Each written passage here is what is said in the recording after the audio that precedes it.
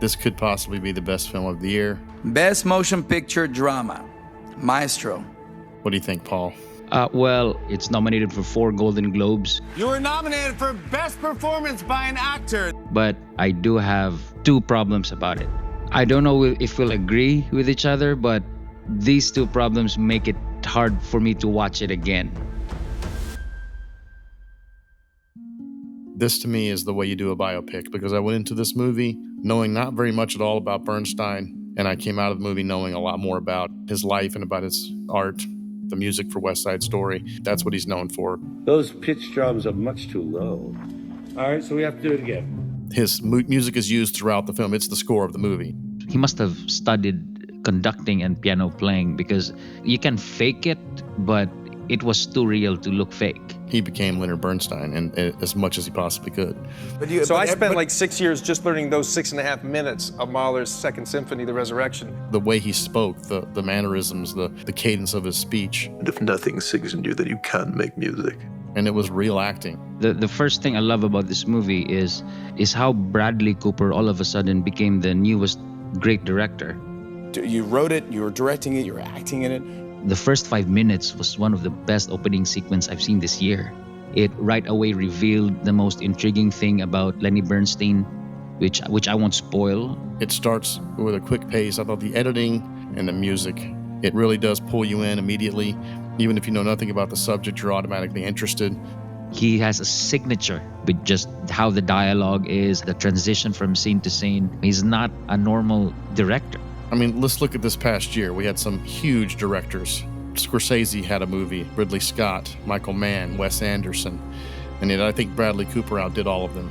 And that's why I think he will probably win Best Director. Bradley Cooper, Maestro. You know, when you think about actors who become directors, there's a few that are great, like Clint Eastwood. But for somebody to be this good this quickly is pretty impressive to me.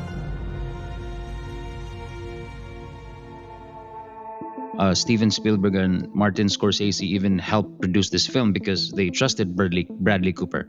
Well, the history of this movie is that Scorsese was going to make it, and then he dropped out to make The Irishman. Then Spielberg was supposedly going to make it, and he saw *Star is Born*, and he was so impressed that he thought Bradley Cooper should do it, because Bradley Cooper was going to star in it, I believe. The makeup was incredible. The prosthetics, it looked so real. I was like, so I remember thinking, is this the same guy? This is the famous, Japanese guy that did A Darkest Hour with Gary Oldman. Gary Oldman said he would only play that role if he could get Hirozuki to do his makeup. Kazu was the only person that could do this. Because he is the best in the world. He's known as the best in the world, and he won the Oscar for that movie. He's won another Oscar since then for Bombshell. Bombshell! This is the second Oscar and 4th nomination for Kazuhiro.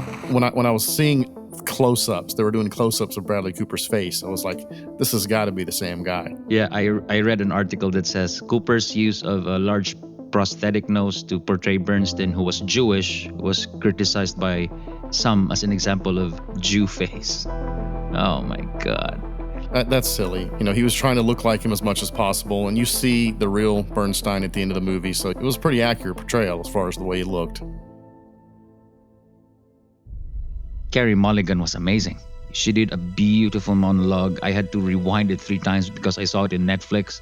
And if nothing sings in you, then you can't make music. Because that monologue should be in her Golden Globe highlight reel. Carey Mulligan, Maestro. Her 40s accent is better than Bradley Cooper's. Seems I'm attracted to a certain type. It's all very 40s, black and white, film noir. I think this is the best performance of the year. I think that if anybody's going to win an award for Best Actress, it should be Carey Mulligan. I don't know if she will, because Lily Gladstone, from just the talk that I've heard, might be the front runner. But she played every emotion in this film. She's in love, she's full of joy and happiness, and then she's full of sorrow and she's full of anger. It's the best of the year for just about anybody, male or female. I haven't seen all the criticisms. It's not as high as I thought it would be on Rotten Tomatoes, but maybe you can explain what the flaws are that you saw, but I thought it was extremely well done. I thought the dialogue was too artsy and hard to catch sometimes. It's a good thing I saw it on Netflix so I could rewind. But the thing is, when you do get the dialogue, there are some moments where it just carries a lot of emotional weight. But sometimes it just could get a little vague. Like, getting too intellectual. They're also in that artsy world. They're kind of in that upper crust Manhattan socialites, and so it's kind of authentic in that way. But yeah, I could see that. Yeah, it was pretty slow.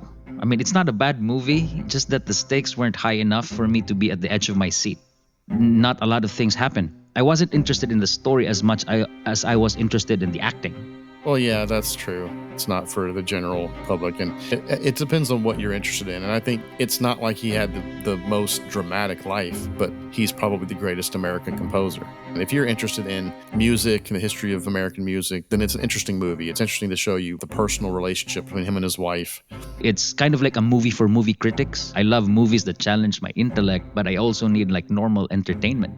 This is the kind of movie I truly enjoyed, but I think I can only watch once because I already know what happened, and there's not much that happened. That's the thing about movies that are made for winning awards. They're not very audience friendly. He could have trimmed it a little bit so that it wouldn't feel as slow in spots. But I enjoyed all of it. Guys, thanks for watching. Click here for the spoiler video where Jim will enlighten me, because I do have a lot of questions and I was lost in some parts of it.